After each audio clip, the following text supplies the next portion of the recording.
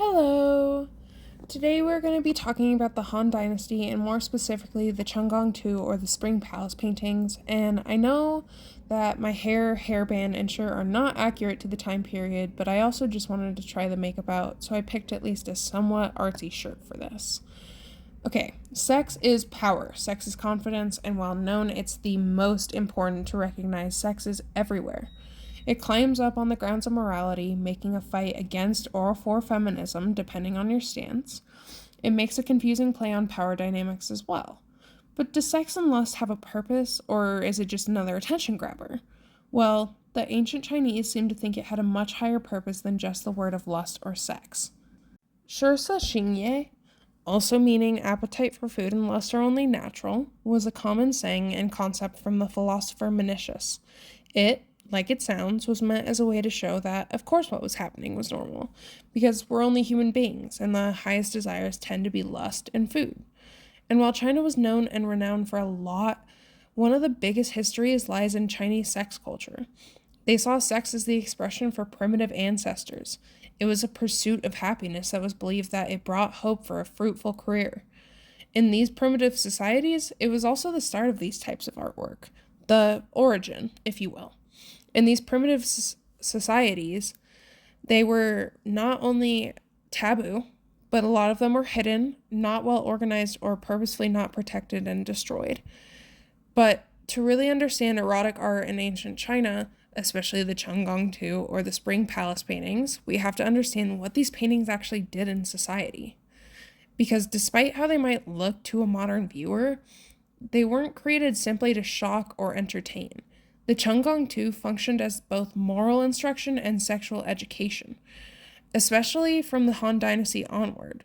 Many were produced as manuals, guides to pleasure, yes, but also guides to harmony, to correct rational behavior, and even guides to maintaining one's qi. Sex in this worldview was not sin, it was strategy. It was cosmological. You harmonized yin and yang, not just in meditation or medicine, but in the bedroom. And the artists behind these works, often anonymous court painters, approached the subject with the same level of elegance as landscape painters did for mountains. You'll notice elongated bodies, carefully arranged fabrics, and highly choreographed scenes. These weren't voyeuristic.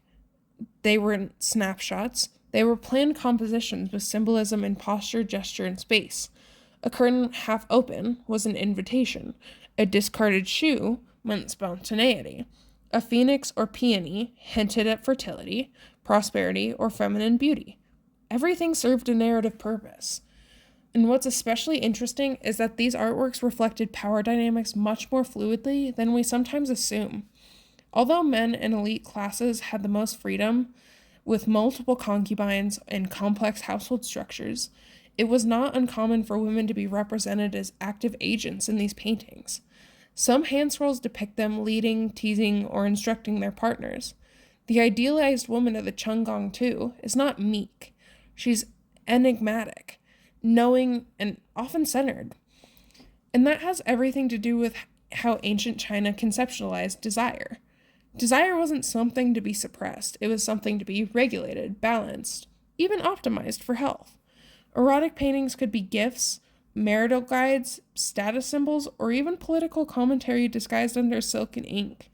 They circulated quietly, passed from scholar to scholar, hidden in scroll chests or tucked into dowries, but they endured because they fulfilled a cultural need. But it's also true that not everything shown in these paintings mirror real life. These scenes often represent an idealized world, one untouched by the messiness of real relationships. Performative intimacy rather than lived intimacy. The brush creates fantasy, not documentary.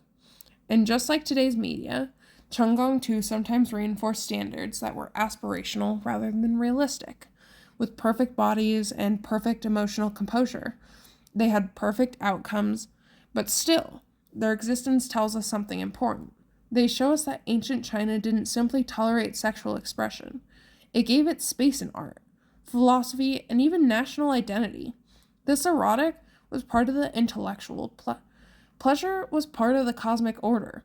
And while much of this art is now tucked away in archives or fragmentary collections, its legacy lingers in modern Chinese aesthetics. literature, and popular culture. So when we look at these paintings now, taboo, hidden, half erased, destroyed, we're not just looking at explicit art. We're looking at a record of how people thousands of years ago understood connection, gender, emotion, and power. We're looking at a world where sex wasn't merely an attention getter, but a symbol of harmony, prosperity, and even philosophical truth. Good Lord. And maybe that's the most compelling part. These artworks remind us that desire has always been complicated, political, spiritual, intimate, and deeply human. They ask us to consider not just what we see, but what societies choose to hide, preserve, or pass down. But if Chunggong Tu were so widespread, so woven into the private lives of emperors, scholars, courtesans, and newlyweds, then why do we barely see them today? Why does it feel like this entire art form was swallowed by history? Why do we feel like we can't find anything about it? Because a lot of it was. Across Chinese history, erotic art lived in a strange paradox. Cherished privately, condemned publicly.